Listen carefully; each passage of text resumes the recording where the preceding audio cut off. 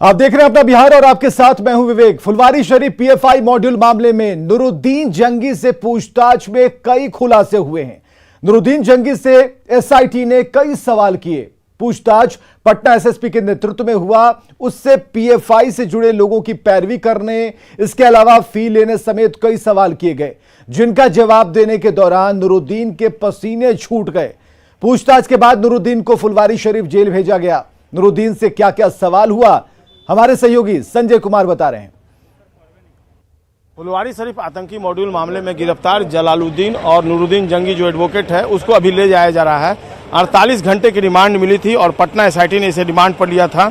इससे कई सवाल पूछे गए और सवालों के दौरान इसको काफ़ी पसीना भी आया। नुरुद्दीन जंगी से एसआईटी की टीम ने यह पूछा कि कोर्ट में उसने पीएफआई से जुड़े कितने लोगों की पैरवी की है। फुलवारी शरीफ के रहने वाले मोहम्मद जलालुद्दीन के साथ ही इसको रिमांड पर लिया गया था। सवालों की बौछार इसके ऊपर जब हुई तब यह पसीने से तरबतर हो गया और जवाब देने में लगातार इसको पसीने छूटते रहे। सूत्रों की माने तो इससे यह पूछा गया कि पीएफआई से उसे किसने जोड़ा था, अब तक उसने पीएफआई से जुड़े कितने सदस्यों की कोर्ट में पैरवी की है और यह पैरवी उसने क्यों की। पैरवी के बदले में नुरुद्दीन जंगी को कितने रुपये मिलते थे, इस बात की भी उससे जानकारी मांगी गई। उसके लगातार लखनऊ और दिल्ली जाने की वजह क्या रही थी, यह सवाल भी उससे पूछे गए। इस पर नुरुद्दीन जंगी ने अधिकारियों को बताया कि वह पेशे से एडवोकेट है और इस सिलसिले में उसका अक्सर लखनऊ और दिल्ली जाना होता रहता था। तो ताबड़तोड़ कई सवाल एसआईटी ने पूछे इससे। पटना के एसएसपी एमएस ढिल्लो भी थे। फुलवारी एएसपी मनीष कुमार सिन्हा के नेतृत्व में यह पूछताछ हुई लगातार और नुरुद्दीन जंगी को पसीने छूटते रहे और आखिरकार यह प्रूफ हुआ है ऑफ द जो रिकॉर्ड है और जो सूत्र बता रहे हैं कि इसका पीएफआई से सीधे तौर पर ताल्लुक है। कैमरा पर्सन दीपक के साथ संजय कुमार, न्यूज़ 18 पटना। तो ज्यादा ट्रेनिंग केस में एनआईए की एंट्री और अब तक क्या क्या हुआ, ये हम आपको बताने जा रहे हैं। 11 जुलाई की तारीख से हम शुरू करते हैं। फुलवारी शरीफ में जब पुलिस ने छापेमारी की थी, वो दिन तारीख 11 जुलाई की थी। अहमद पैलेस में जिहादी ट्रेनिंग का जब खुलासा हुआ था, वो तारीख 11 जुलाई की थी। जलालुद्दीन और अतहर परवेज, ये दो शख्स पकड़े गए थे, इनकी गिरफ्तारी हुई थी। अहमद पैलेस का मालिक है रिटायर्ड एएसआई जलालुद्दीन, जिसे पकड़ा गया था, और अहमद पैलेस में जिहादी ट्रेनिंग कैंप चलाता था अतहर, इस बात की जानकारी मिली। और दोनों से जब पूछताछ शुरू हुई, उसके आधार पर 26 लोगों पर एफआईआर दर्ज की गई। तीसरा आरोपी अरमान मलिक, जिसे पटना, राजधानी पटना से गिरफ्तार किया गया। चौथा आरोपी वकील नुरुद्दीन जंगी, जिसे लखनऊ से पकड़ा गया। पीएफआई से जुड़े लोगों की कानूनी मदद करता है नुरुद्दीन और एसआईटी के साथ एनआईए की टीम ने जांच शुरू कर दी, जो अब एक एक कर आगे बढ़ती जा रही है।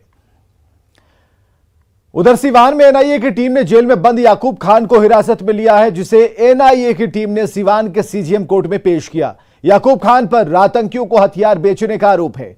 हालांकि पुलिस और एनआईए के अधिकारी मामले में कुछ भी बोलने से बच रहे हैं। याकूब खान बसंतपुर थाना क्षेत्र के शेखपुरा गांव का रहने वाला है, जो पिछले 5 महीनों से हत्या के एक मामले में सिवान जेल में बंद था।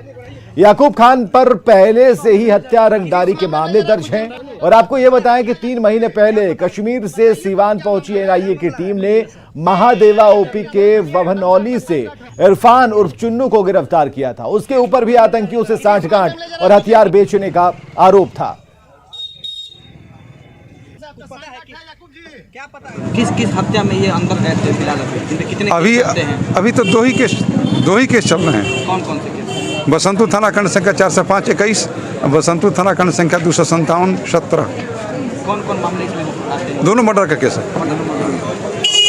एक जो है रंगदारी का एक केस में बेल करा लिए हैं और एक रंगदारी का केस अभी इन्वेस्टिगेशन चल रहा है। कल छपरा में बड़ा धमाका हुआ था, जिसमें 6 लोगों की मौत हो गई थी। आज पुलिस ने छपरा बम ब्लास्ट में उसी घर के एक सदस्य को गिरफ्तार किया, जिसने यह खुलासा किया कि लंबे समय से रिहायशी इलाके में पटाखा बनाने का काम हो रहा था। सवाल है कि बारूद बांधने वाले अपना काम कर रहे थे तो पुलिस कहां थी और क्या कान में तेल डालकर बैठी हुई थी।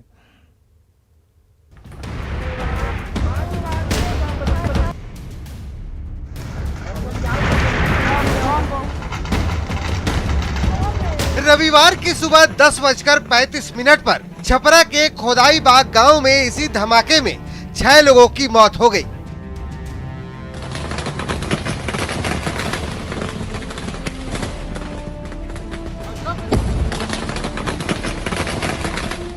धमाका इतना जोरदार था कि धमाके की आवाज करीब 3 किलोमीटर तक सुनी गई थी।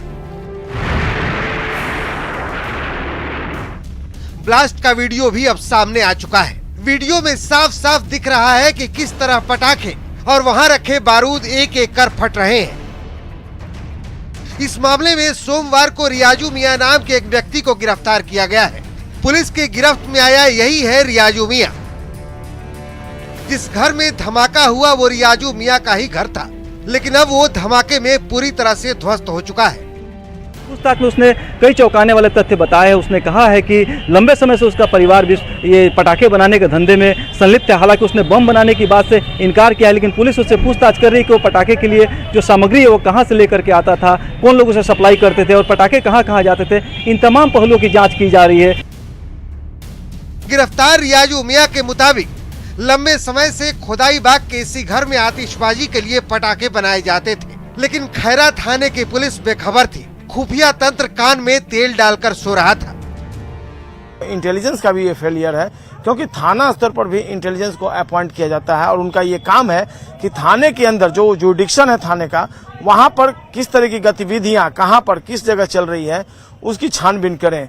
आपको याद होगा कि पिछले दिनों भागलपुर में भी ये घटना घटी थी और थाना की भूमिका जो थी वो सवालों के घेरे में थी, क्योंकि बम बनाया जा रहा था एक मकान में और थाने को इसकी भनक तक नहीं थी। बहरहाल इस मामले में भी कमोबेश घटना वही है। अब सवाल है कि महज 6 किलोमीटर की दूरी पर मौजूद खैरा थाने को भनक क्यों नहीं लगी? बारूद की महक पुलिस सूंघने में नाकाम क्यों रही? लंबे वक्त से पटाखा फैक्ट्री कैसे चल रही थी? क्या ये इंटेलिजेंस और पुलिस की नाकामी नहीं है?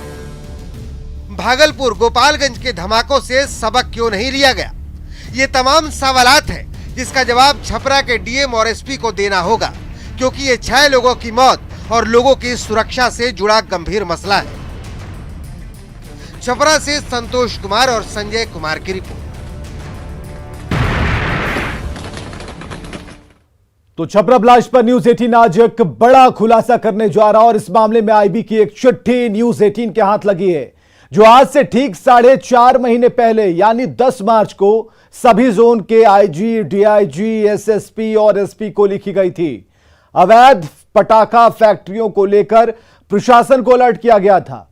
चिट्ठी में साफ साफ लिखा गया है कि ये अवैध पटाखा फैक्ट्रियां खतरनाक हैं। आईबी ने भागलपुर और गोपालगंज विस्फोटों के बाद यानी 10 मार्च 2022 को यानी 4.5 महीने पहले सभी जोन के आईजी, डीआईजी, एसएसपी और एसपी को यह चिट्ठी लिखी थी, लेकिन पुलिस प्रशासन ने आईबी की चिट्ठी को गंभीरता से नहीं लिया। नतीजा छपरा विस्फोट के रूप में सामने आया।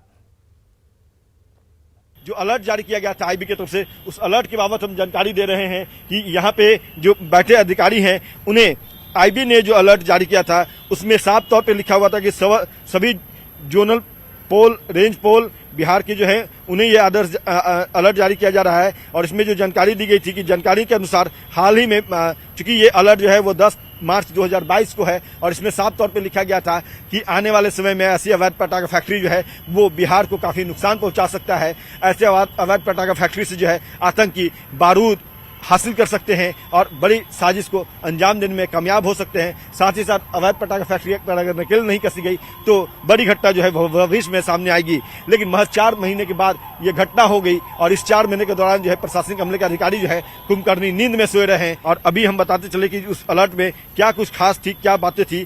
चूंकि इसको लेकर के हम बात करना चाहे एडीजी पुलिस मुख्यालय से, तो उन्होंने साफ तौर पर मना कर दिया है। इस लेटर में जो लिखी गई बातें हैं कि जानकारी के अनुसार हाल ही में भागलपुर और गोपालगंज में घनी आबादी वाले क्षेत्र में चलाई जा रहे अवैध पटाखा निर्माण इकाइयों में विस्फोट की लगातार घटनाओं ने आग में गैर लाइसेंस अवैध निर्माण, भंडारण व व्यापार के व्यवस्था अस्तित्व से उत्पन्न खतरों के सामने लाया है। इसलिए ऐसे अवैध पटाखा फैक्ट्रियों पर अतिशीघ्र नकेल कसी जाए, इसके बारे में पता लगाया जाए और ऐसे पटाखा फैक्ट्री चलाने वाले लोगों के खिलाफ कानूनी कार्रवाई की जाए। लेकिन समय रहते आईबी के इस अलर्ट पे प्रशासन सजग नहीं हुआ और ये जो घटना है 5 लोगों की मौत जो ऑफिशियल घोषित की जा रही है, कई लोग घायल हैं तो की हालत नाजुक बताई जा रही है। किसी को माना जाए तो वो छपरा प्रशासन, सारण प्रशासन को और पुलिस महकमे में बैठे जो शीर्ष अधिकारी है इन लोगों को, क्योंकि ये लोग न तो अपने अधीनस्थों को कार्रवाई करने का निर्देश दिए और न ही अब इस घटना के बाद कुछ ऑन द रिकॉर्ड बोलने को तैयार है। मौन है, मौन रह करके अपनी कहीं न कहीं जो लापरवाही है उसे छिपाने की कोशिश में जुटे हुए हैं। कैमरा पर्सन सुबोध के साथ अमित कुमार, न्यूज़ 18 पटना।